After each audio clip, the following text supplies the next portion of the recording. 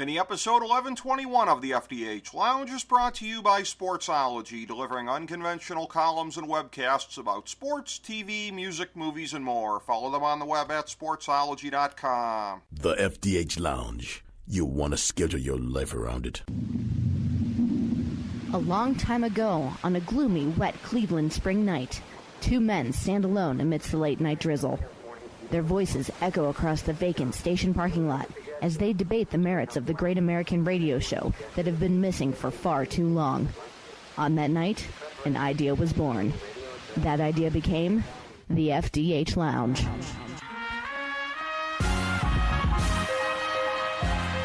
Welcome to the FDH Lounge. Hello, everyone. Welcome to FDH Lounge mini-episode number 1121. This is FDH Managing Partner Rick Morris here with a beloved FDH Lounge dignitary, one of our good friends going back over a period of time.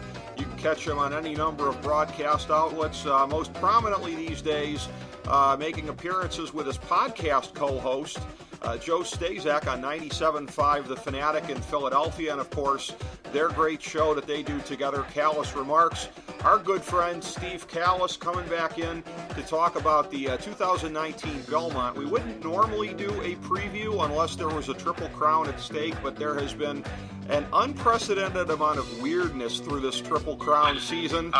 So we got to cut through it with our number one railbird here in the FDH Lounge, my good friend Steve Kallas. How you doing, my friend? Great to be with you as always, Rick. Looking forward to it. Well, I love having you in here to talk about these things, and we go back to the Kentucky Derby, of course, the draft that we did going into this here beforehand with the estimable Jody McDonald, national radio host on CBS Sports Radio. We all picked our three horses to go through here. Jody's Improbable, Vekoma, and Tax. Tax is going to be running in the Belmont here. You, Steve, with Game Winner, Code of Honor, Maximum Security. You got 10 points collectively out of that because it's 15, 10, and 5 as far as the point system here. You got 10 coming out of the Derby. Arguably should have been more than that. It would have been 20 because you would have had Code of Honor getting knocked down. Note my objection for the record, Rick. You're joining the class action suit. I know you are. Versus me, Tacitus was my second round pick. I wouldn't even have gotten those 5 points had it not been for the DQ. Roadster and win. So you got 10 points coming into the Belmont, but no horses.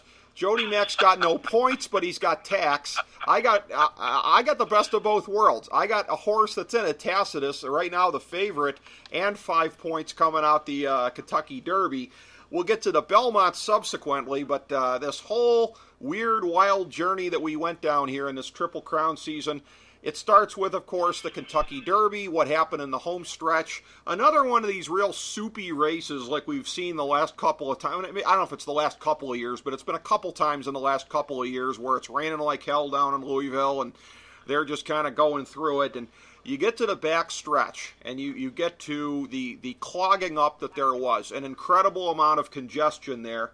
And then towards the end, the drift by Maximum Security that will go down in history because it was judged to basically cut off the path of War of Will and a couple of the other horses there, and some fine, what I would call defensive driving. I think that's the term they use in driver ed class, by some of the other jockeys involved there, because we'll get to that in a moment as far as what the sport avoided, which in my mind is catastrophe in all capital letters.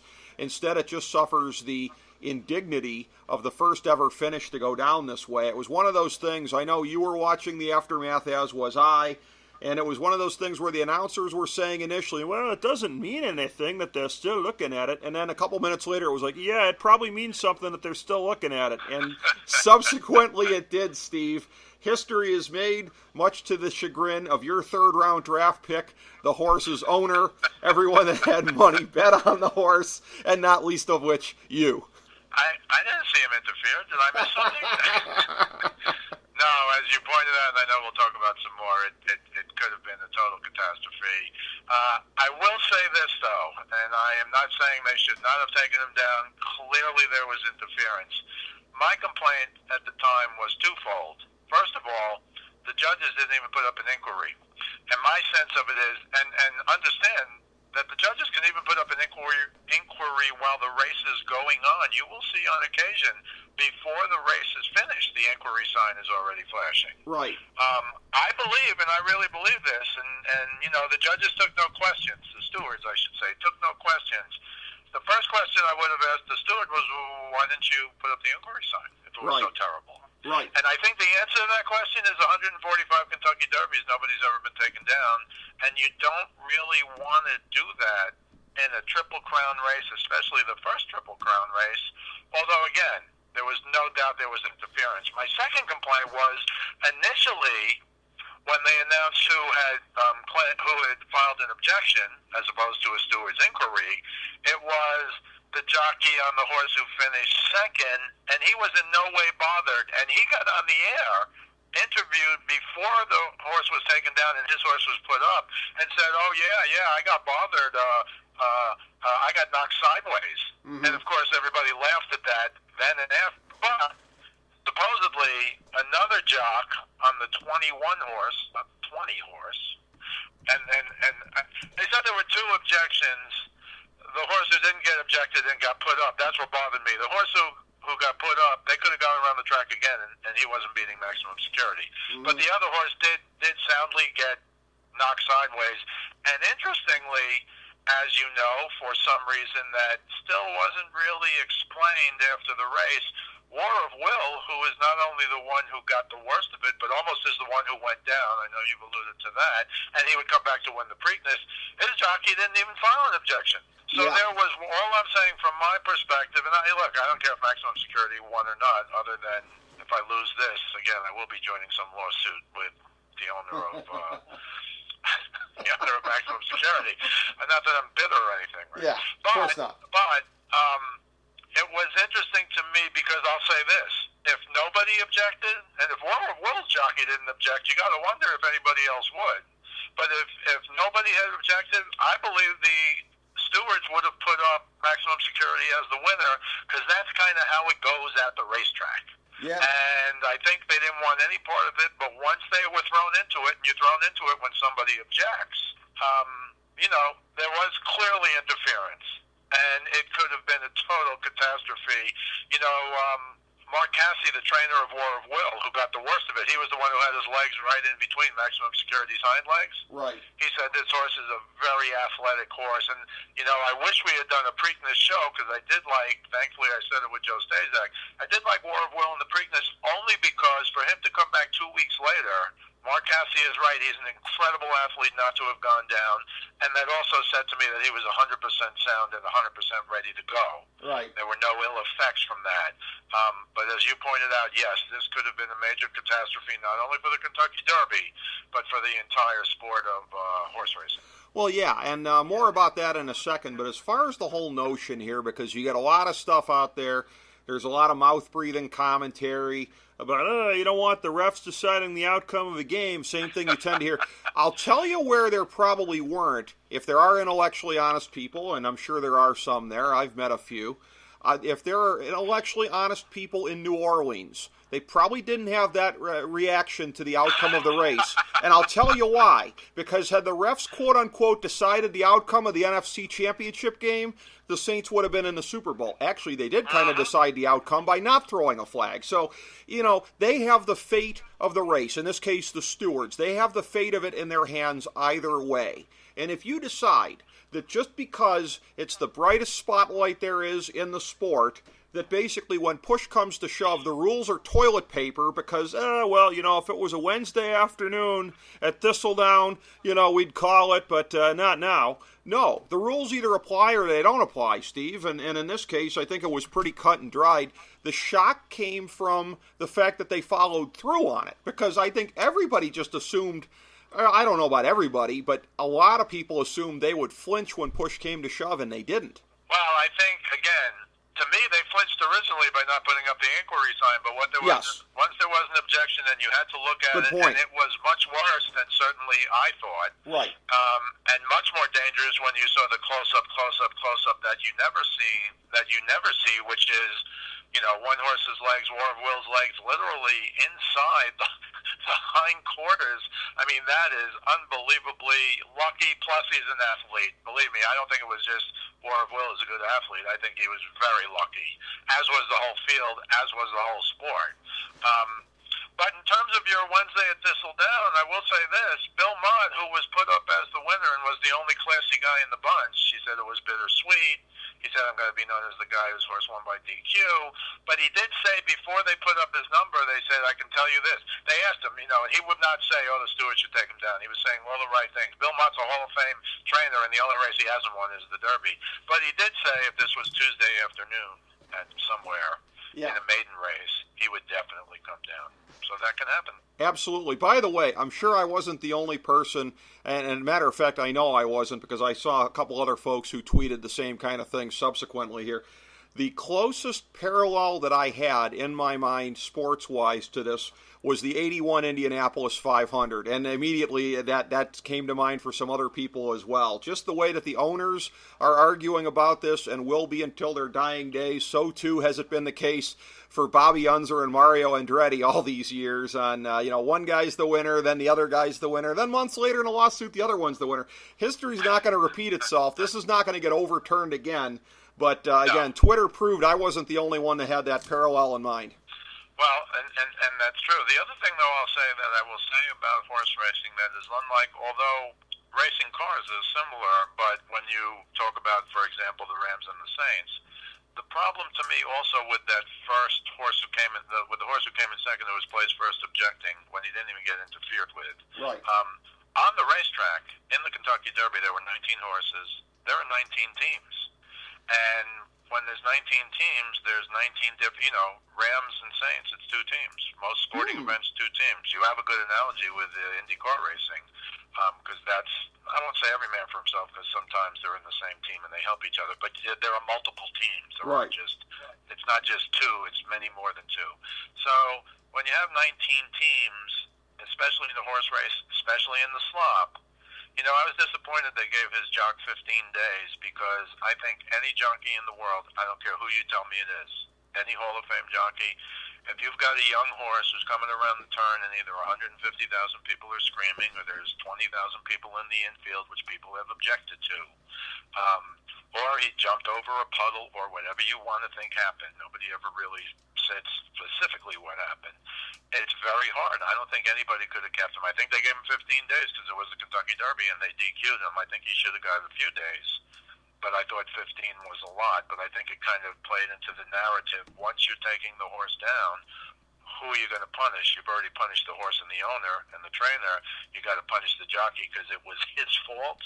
But I assure you, having driven harness horses that have jumped over puddles and jumped sideways from crowds in the infield, it was not the jockey's fault. Well, and that's an interesting perspective, and you know a lot more about that than I do as far as the capacity of jockeys to be able to exert control, so I'll believe you on that one.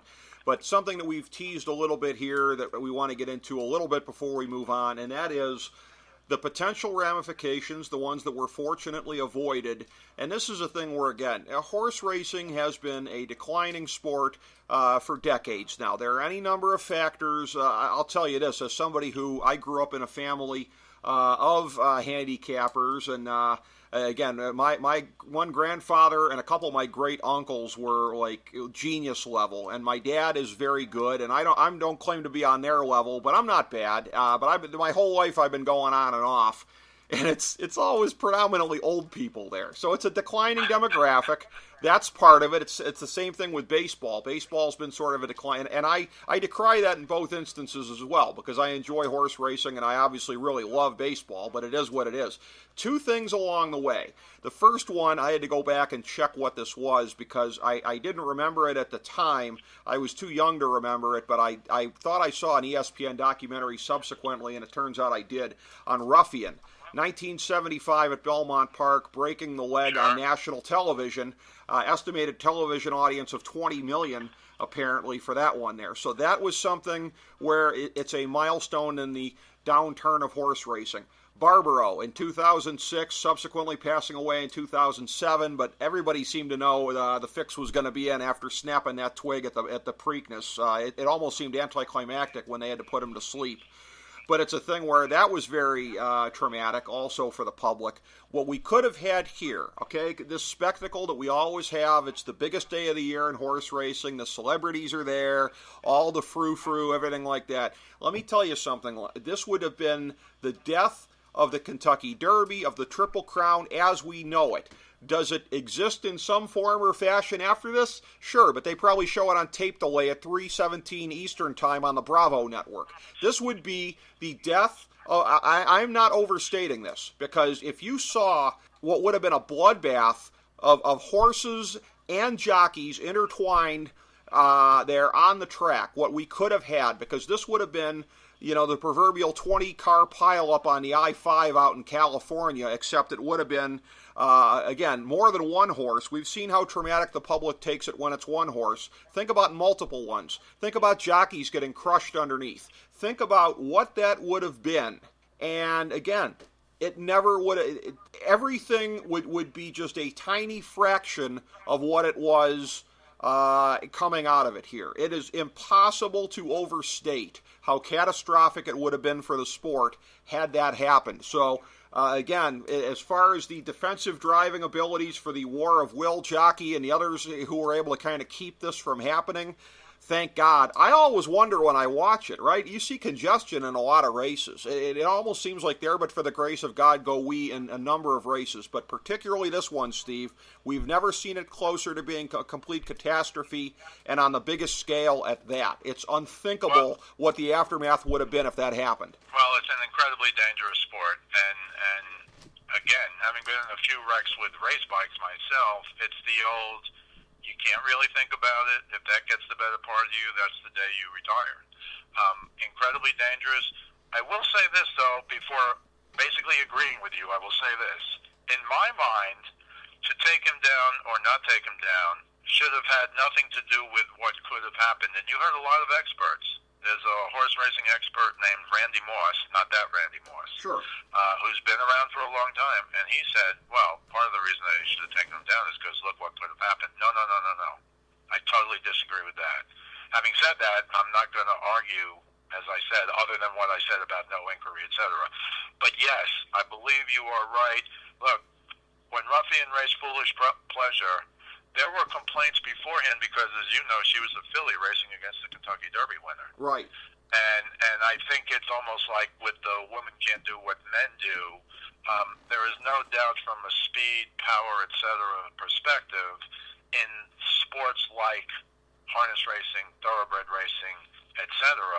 The fillies rarely race and beat the colts. They do sometimes. And Ruffian was a super filly. So, as it turned out, she broke down, so everyone said, the people who said that said, we're right, she can't go. But that's not true, because as we're learning now, and I will point you to the thing we were talking about on HBO on Real Sports, I encourage the listeners to go watch this, although it's ugly, about horse racing today and what happens. But yes, I thought back then, and that was 75, I think a lot of people started walking away. It started being great. It was great for many years. As you know, it was the only gambling game in town. Right. In 1950, they took a poll in 1950. It was baseball, boxing, and horse racing were the three top sports. Mm-hmm. And by 1980, 90, 2000, horse racing has become the Triple Crown and maybe the Breeders' Crown. Yeah. And boxing, I thought, shot itself in the foot with pay-per-view. I mean, I don't even know what a heavyweight championship is now. Mm-hmm. And while it made a number of people gazillionaires, I think I watched the Friday night fights with my father when I was a kid. It was on free TV every Friday. Watched it every Friday. And after that, for you bowling lovers out there, Rick, right. They had Make That Spare for 15 minutes in New York. They had a 12-minute boxing match, 10 to 10:45, and then Make That Spare 15 minutes. We watched that religiously, as did tons of people. But now, because of the lottery, because of OTB, many people don't go to the track anymore. I go to Yonkers. When I was a kid, Yonkers, there'd be 25,000 a night on the weekends, Yonkers and Roosevelt Raceway harness racing. Right. I go every Saturday with my friends. And that's what got me into the business and how I wound up driving and training harness horses for a while. But if you go to Yonkers today on a Saturday, there's 200 people there. There might be 5,000 in the casino. Right. But they're not watching harness racing. So they kind of shot themselves in the foot to the point where I think in thoroughbred racing there are essentially 5 big days. The 3 Triple Crown and the 2 Breeders' Crown, and nobody pays attention unless you're a diehard, and those diehards are getting older and older and older and dying, and they're not going to be replaced. In terms of the danger of that, I don't think you can overstate it, because that was right in the middle. Again, I think the Derby should only be 14 or 15 horses, whatever that first gate is. Owners want it because that gives 5 more people a chance to be in the Derby every year. It doesn't matter if they're 80-1 or 3-5. It doesn't matter. Right. But definitely there would have been a change in the amount of horses, because that's always dangerous. It's the only time it happens. You have things like this. I don't think there's ever been a real bad wreck in the Derby. But you're right, this could have been the worst of the worst, because you had 8 horses behind those horses. Yeah. Those 3 or 4 or 5 that were clumped together that were all going to get knocked over. There were 8 more behind them. And I'll say it again, you're in those tight quarters all the time. You're in it every race you're in tight quarters. It's a little different with 19 or 20, but you're in that if it's an 8-horse field, you're in that. And so I think it was incredibly dangerous. It could have been a catastrophe, and I agree with you. If it was, it would just lengthen the calls. In Santa Anita, they're having protests every day. There are people outside of Santa Anita with signs and honking horns. It's a problem. Now, Santa Anita, as you and I discussed before, they had the worst rains in the history of Santa Anita there in California. Maybe they shouldn't have raced. They closed the track for a month. Right. Because they wanted to have the Santa Anita Derby, which, as you know, is one of the main preps. Right.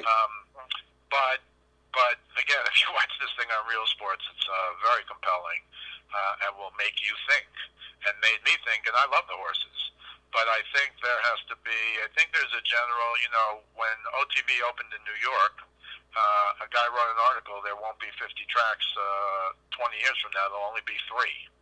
And he wasn't totally right, but he's a lot right. As you know, a lot of these small tracks are closing down. Right. And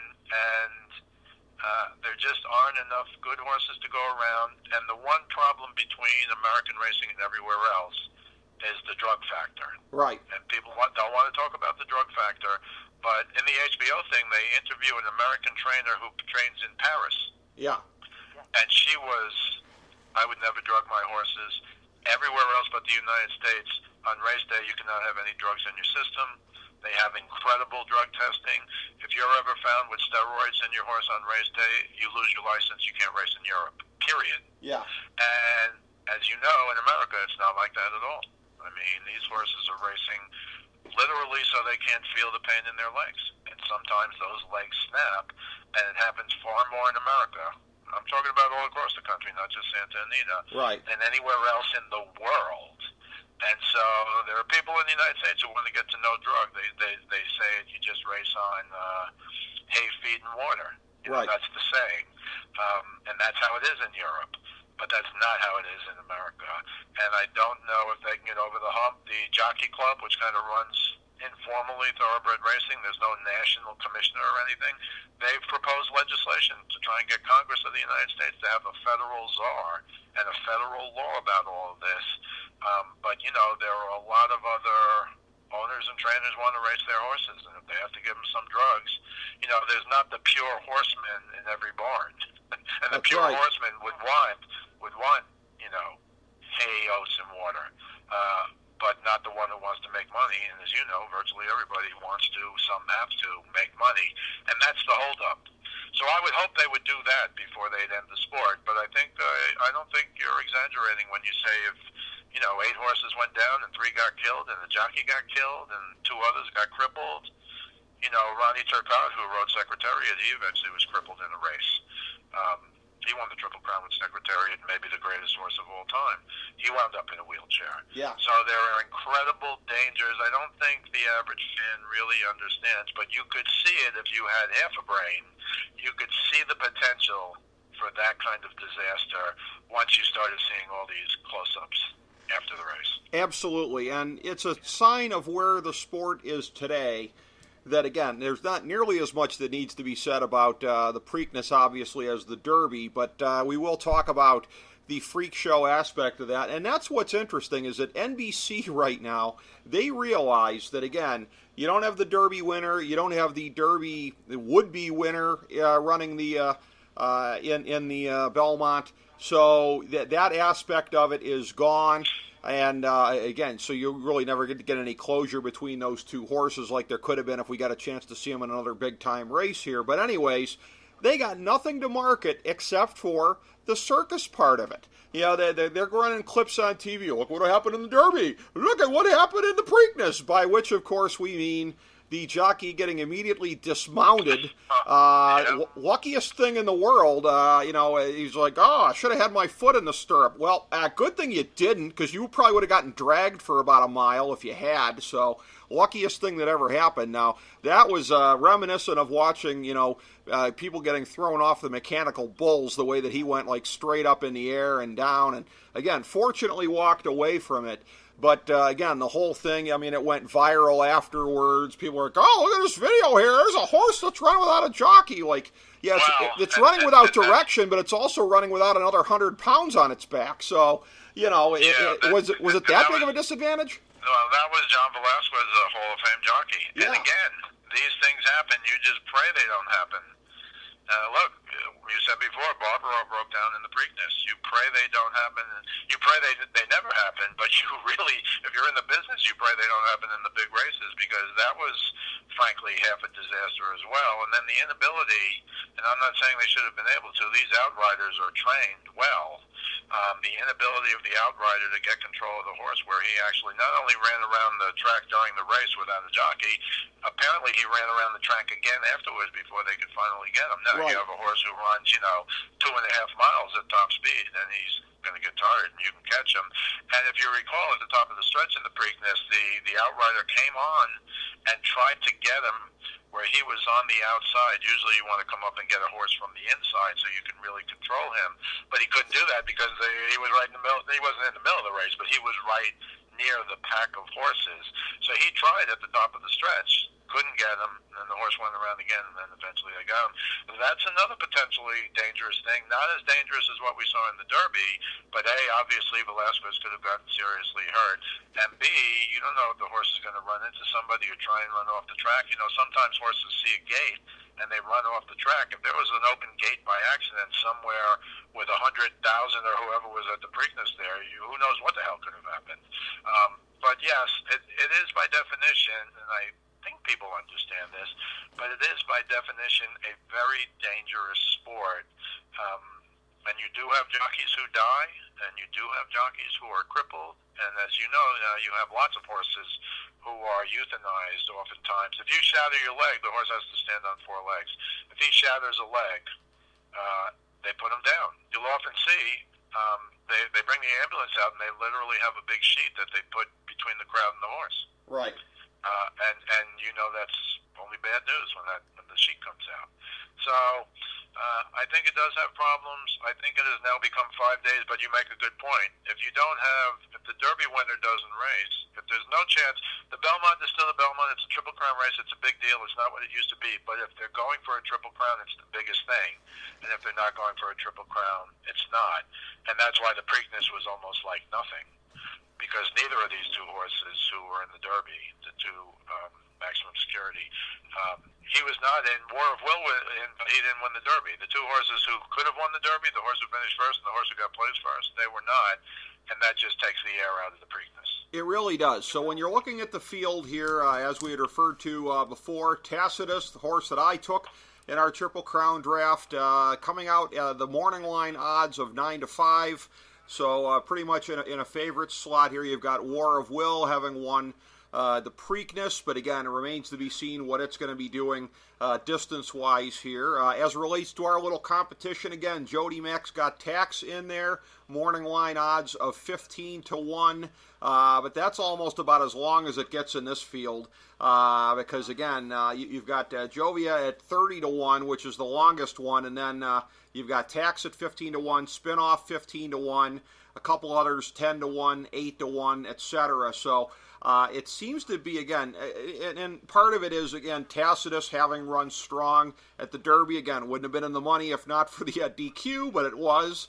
War of Will having won at the Preakness. So I don't want to necessarily say name recognition, but basically that appears to have something to do with it as far as the morning line betting. And again, these other horses outside Attacks haven't really done anything, haven't been in the Triple Crown races this year. It's a weird field. I want to say, in a way, kind of a weaker type field, because let's face it, if these horses had stronger pedigrees and backgrounds to them, they'd have probably been racing in the Derby.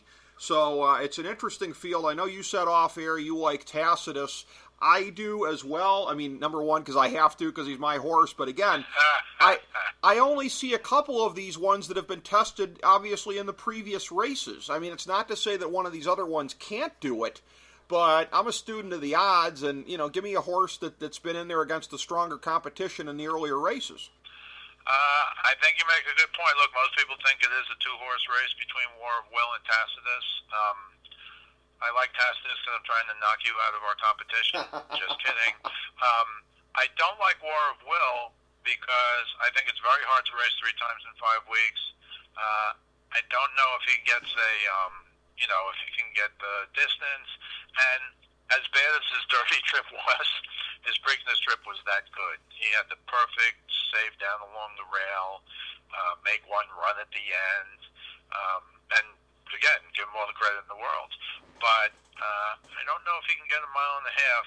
And I think breeding is going to play a role. I can't say I always look at the breeding of these horses, but I can't say I usually decide based on breeding.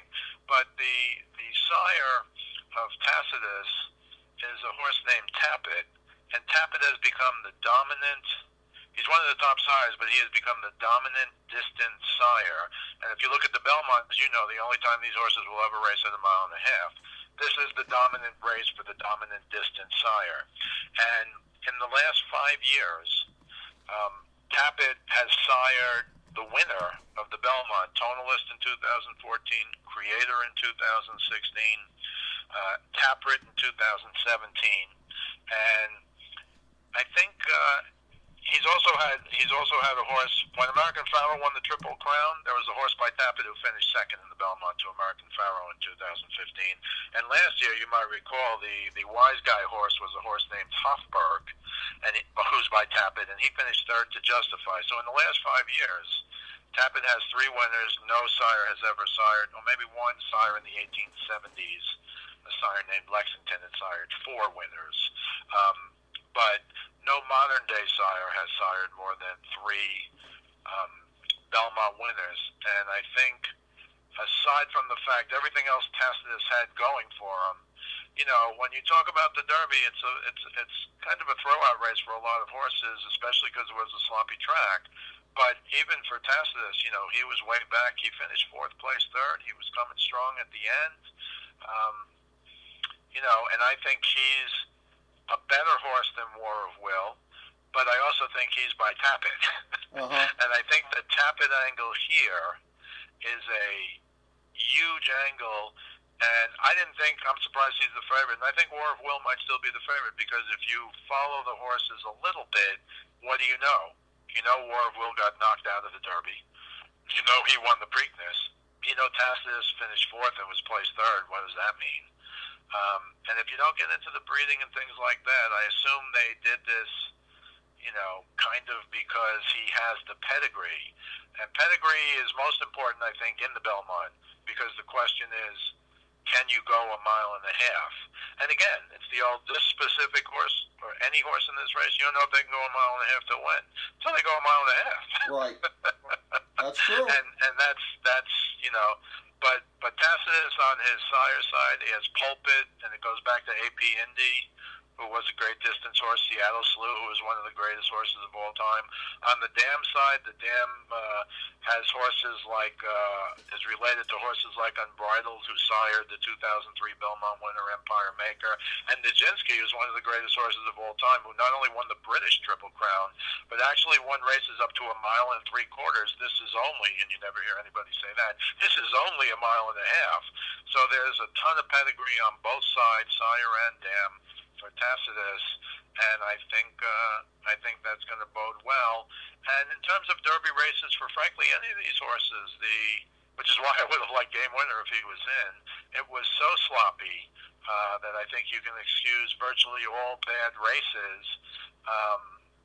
And that would go for Tax, by the way. I know he is 15-1, and I'm not trying to stick up for Jody Mack, but you know, if you don't like the slop, you don't like the slop, and if you have the guts to throw that out, you're going to get some real value on a horse like Tax, for example, or another horse I like a little named Bourbon War. I know we'll get to our selections, but there are 3 Tappets in the race, and in my mind, after researching the breeding, Rick, I think you have to at least use all 3 of them, not necessarily to win. But certainly in your exactas or your triples or your superfectas, I'm thinking of King Tacitus, and you know it's against my religion to pick the favorite, but I really think he has a huge shot in the breeding to me. You know, again, Bill Mott, Hall of Fame jockey, he won the Derby, but this is his other horse, and Jose Ortiz is a top jock. So I think that's, you know, the 10 doesn't matter in the Belmont 1.5 mile race. The outside doesn't really matter. You just want to get to the rail and save ground. So, and of course, again, it's not 19 horses or 15 horses. It's only 10. And I think that's a relatively small field now for the Belmont. Yeah, it is going to be a fascinating spectacle. I'm on Tacitus, like I said, and certainly I hope that's the way it turns out. My closing thoughts on this are, Steve, that among the many, many, many ways that horses and humans diverge, I'm struck by this when you're talking about Tapit and being so renowned for the breeding and everything like that.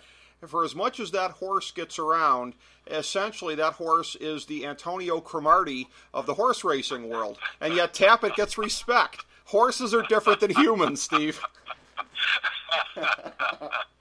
Well, I will say this: people are paying $225,000 a pop to breed to Tapit. So, believe me, there's a lot of horses by Tapit we probably never heard of who aren't that good. But when you get to this level, and I gave you the record over the last 5 years, that's incredible. That is by far the greatest 5-year run of any horse, of any sire in the history of the Belmont. So, and look, there's 10 horses in, 3 are by Tapit. So that tells you something as well. Absolutely, and you know, that's going to be again the Tapit with a 3 in 10 chance of being a proud papa, at least in terms of the number of horses in the race, if not their actual odds.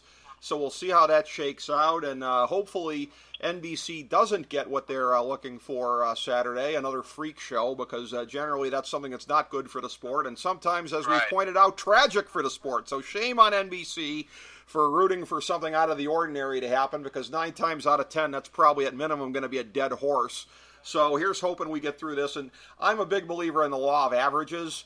What are the odds we see 3 races in a row or something goes like that? I think it's going to be perfectly straightforward, by the books, sunny day probably on Saturday, and nothing that we probably remember 5 minutes after it's done.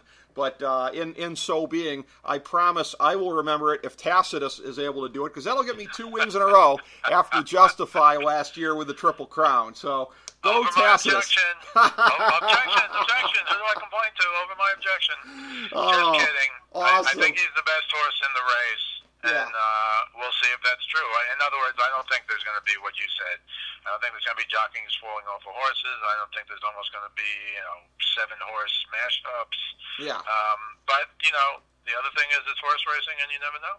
Yeah, one never knows, and obviously that's the element that NBC is selling very cynically, so we'll see how it shakes out. The race obviously has a long way to go to live up to our preview of the race, which is generally how these things go. So, Steve Kallas, always a pleasure, my friend. Thank you very much for being on. Great to be with you as always, Rick. I appreciate it, and thank you, everybody, for tuning in to the FDH Lounge. As we bring the show to a close, we would like to extend our deepest gratitude to NBC, CBS, ABC, Fox, all Clear Channel affiliates, TNT, TBS, USA, UPN, Deadspin.com, YouTube.com, YTMND.com, MySpace.com, various blogs, Fox News, CNN, CNBC, MSNBC, IamBoard.com, Billboard.com, Google.com, ESPN, ESPN2, ESPN News, ESPN Classic, NBA TV, NFL Network, Sports Time Ohio, Athlon Magazine, Comedy Central, Cartoon Network, The Boomerang Channel, QVC, BET, The Spice Channel, Steno Notebooks, Manwich, Papermate Office Supplies, waitresses, strippers, bartenders, garbage men, janitors, microwave popcorn, the writers of The Office, Scrubs, Entourage, My Name is Earl, Oz, Metalocalypse and the Boondocks, Aquafina, and the Periodic Table of Elements.